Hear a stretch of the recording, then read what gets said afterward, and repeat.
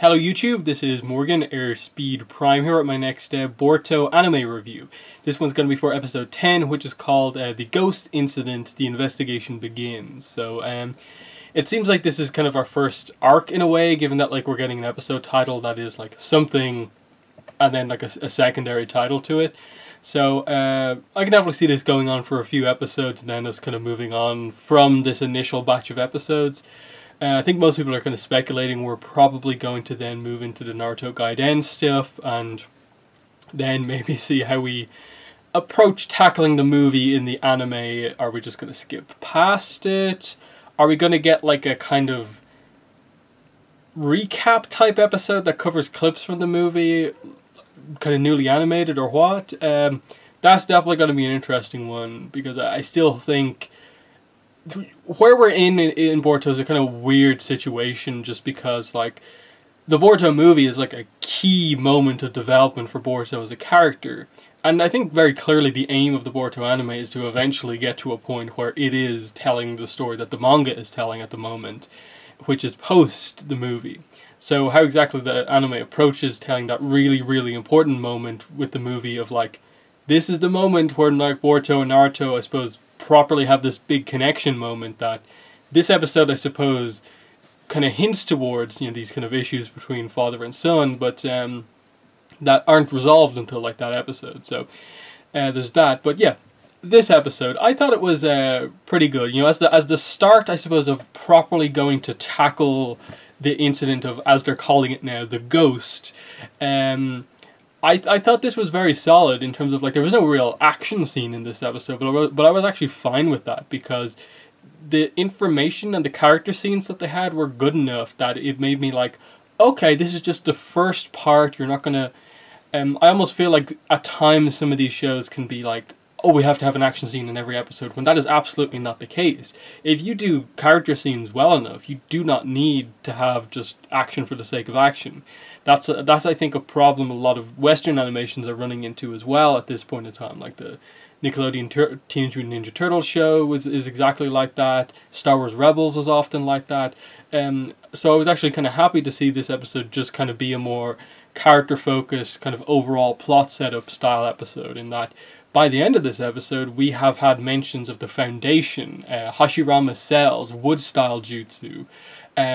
We get some really nice character moments Hinata and Shino talking about Boruto. Hinata and Naruto talking about Boruto as they kind of watch him sleep. A nice earlier scene with Naruto and Boruto. A lot of just really kind of solid character moments, plus some funny stuff as well, Naruto interacting with the mailman, and also, Denki in the fireworks factory with Iwabe. I think that's his name. I keep forgetting that character's name because he was really only a focus of the third episode, but I think it's Iwabe. Them in the fireworks factory was quite fun. Your usual gags of Chocho ordering fancy potato chips and wondering where Boruto put them, and a lot of fun little moments like that. Even just we finally get to see why Boruto is kind of afraid of Hinata when she gets angry, and that when she sees that he skipped school and Mitsuki gave this really bad absentee note, she has the Byakugan and is very angry. But then there's the implication that Tamari with Chikadai was even more kind of aggressive, given the slap mark on his face. So a lot of fun moments on the kind of other side of the episode as well. But yeah, I suppose if there's any frustration with this episode, it's just that I feel if they go too far, too many episodes in, with Boruto constantly looking around, trying to activate his eye power, and it just not working, and just no real progress being made with regards to the whole Tenseigan thing, that's going to become frustrating very soon, because it's not really a focus in the manga right now. It's not touched upon basically at all in the movie. It's not really a focus of Naruto Gaiden either. So, is there gonna be some reveal that happens here that maybe Boruto forgets about for a while? Or is he just going to accept that, okay, his eye will properly awaken later on, but it just will be active whenever there's incidents happening or something like that? that's that in the early section of the episode where like it's just, oh, we're not going to school because we're looking and nothing's happening, was just a little bit, they spend a little bit too much time pointing out the fact that Boruto can't just automatically activate his eye power. But yeah, nice moments as like basically what happens if they skip school, they get in trouble, they go back to school, and but Shino this time is kind of more understanding of this, and that the next thing that they're kind of going on these kind of workplace kind of placement type situations where they basically have to go and work with an organization in the Leaf Village for a while to understand the various jobs that go into keeping the village safe, I suppose, so they understand what they're actually protecting, being ninjas. So the idea, as Shino kind of hints towards Boruto, Shikadai, and Mitsuki, is basically that, like, you know, why don't you choose something where you can kind of, you know, do what you want to do? And they're like, oh, that's what Shino Sensei was asking us to do, and that is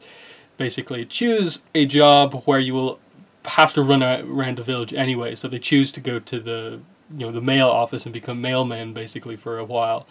And we get introduced to a pretty fun kind of mailman character who kind of escorts them around, teaches them kind of the importance of the mail system. And yeah, it was just kind of very basic development of the Leaf Village, but just kind of establishing that, like, it is this relatively new thing of just having a mail system and how kind of detailed it is, and when you really think about it, it makes you kind of think about the actual mail system and how intricate it is. But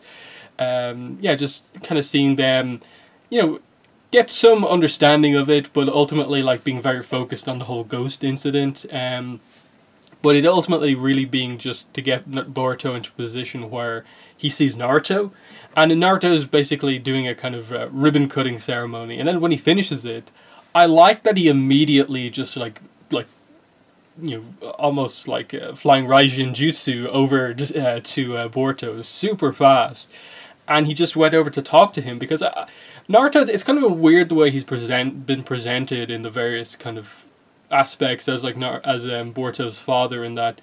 at times he seems almost dismissive, other times he seems very eager, but I actually liked seeing it this time where he just is just like, oh, Boruto, and he's like wearing the mailbag thing, I'll go over and talk to him, and he just has a little moment of like, oh, you're working with the mail system, that's pretty good, it's important, and he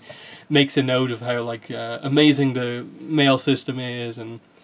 Boruto's just kind of like, you got that from someone else, and Naruto admits that, yeah, he kind of did, and that's when you get the fun moment with the mailman, who's clearly a bit starstruck, and realizing for the first time that Boruto is actually Naruto's son. It was nice, and then how it kind of, I suppose, later on led into the scene of like earlier on you had Shino basically, you know, giving some advice to Hinata of just like, you should tell Naruto about kind of how kind of eager Boruto is being about all of this stuff, and she does bring that up to Naruto later on when he comes home, and that it's a nice scene because it again points out, I suppose, the tough situation that Naruto is in, having a family but also being the Hokage, and that he has to devote so much time to protecting the village, but he also wants to, as best possible, you know, give time to his family. So he's kind of going home and like to get basically a change of clothes because he's going to have to stay in the office overnight, but he doesn't want to like come home in the middle of the night and just interrupt everyone. And it's just this kind of one thing of like him showing care for his family in terms of not wanting to just disturb the night routine, and just wanting to kind of, you know, quickly go out, and just Hinata stepping in, you know, packing the bag for him, and them having this conversation as they kind of look into Boruto's room about pointing out the fact that, like, Hinata points out that Boruto just wants to kind of be acknowledged by everyone, which is very similar to Naruto early on. And the situation though in the village now is kind of just that, like, it doesn't need to kind of be that way, because there is kind of peace in the shinobi world for the most part, that more or less what Naruto and all of his friends have kind of allowed to happen is a kind of era of peace where the shinobi don't need to kind of step into the action at such a young age. And he just is kind of pointing out where, like, I kind of wanted him to just kind of be more of a kind of kid for longer, but maybe that's just me being selfish, and just being aware that Boruto is kind of, you know, getting to the stage where, like, he's, you know, the Chunin exams will be coming up, of course, which is obviously the Boruto movie, and that Boruto is quickly getting to the stage of like Naruto's big kind of moment of growth that more or less happened with the tuning exams as well. So I like that being pointed out, and as well as that, just kind of come the end of the conversation,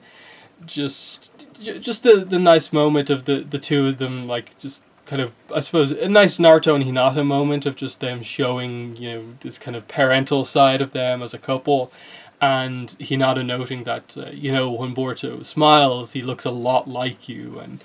it just being a nice bonding moment, showing that even though there are issues, of course, that won't be resolved until the Boruto movie, that it is still a nice family, that Boruto does have a father. And then, as they point out earlier on,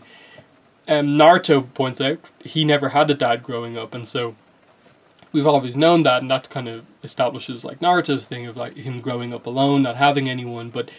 they kind of point out this other angle that wasn't even really brought up in the movie all that much, but just that because Naruto never had a dad growing up, he also doesn't really know what a father-son interaction is kind of meant to be like. So he's kind of having to kind of work from scratch, because obviously Jiraiya was somewhat of a father figure to him, but Jiraiya was such a kind of unusual personality, it's like not the same. Similarly with Iruka, so it is something that he kind of is kind of having to kind of go with on the fly. But I suppose the idea is that Naruto, the type of character that he is that he just kind of cares about almost everyone so much that him feeling that he's not doing well with his interactions with his own son it's not really too much of a problem, because you just know the way he treats everyone is kind of fine, and it's just finding that proper moment of connection. And that, as the Boruto movie kind of points out, it is more of a kind of thing with Boruto kind of having to accept that, this is a sacrifice that Naruto makes to be the leader of the village, that he has to kind of take away some of his time with the family. And it's about, I suppose, Boruto not yet understanding what Naruto did to kind of get to this stage and so on. That's what the whole movie is about. So there's still some stuff to go, but I thought this added a few extra layers to it that kind of gives some extra context to the movie. But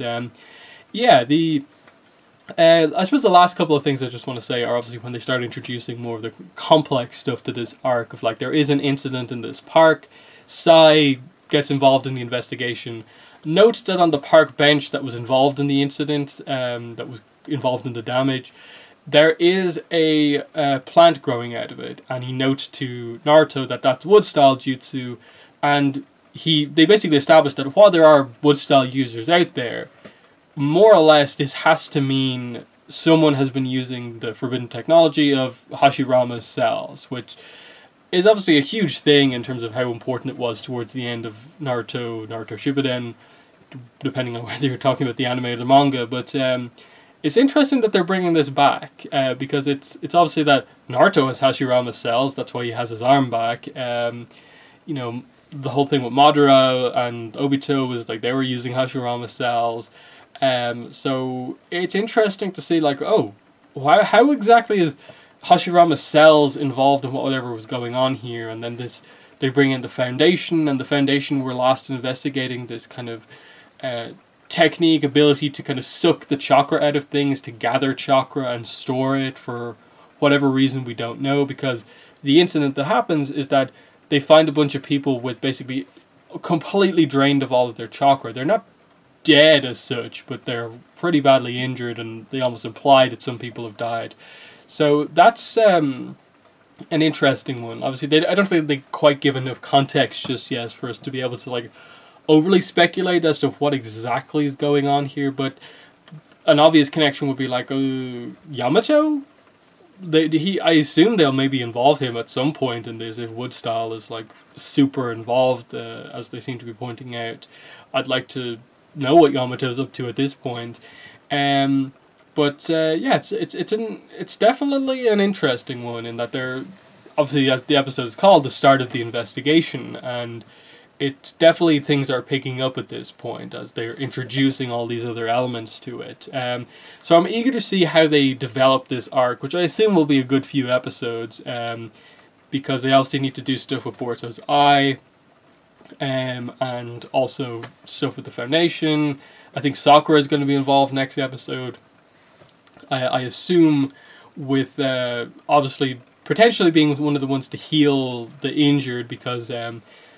cliffhanger of the episode is that Sumire and her teammates, who are from Boruto's class, were working at the water purification plant as part of the work placement thing, and that was under attack. And we end the episode with like Sumire like unconscious in rubble as Boruto is kind of rushing to get to where they all are. So we're obviously going to deal with an injured Sumire next episode, potentially Sakura brought in to help heal her, plus potentially figure out what exactly was happening with this chakra being sucked out of people. So that could be fun for sure to see some Sakura involvement in the show. But yeah, that's more or less my review of the episode. Very good. I liked that it was a different type of episode for Boruto, starting this more focused arc. But in the comments, let me know what your thoughts were on the episode as well as my review. But yeah, that's been the video. Thanks for watching, and bye.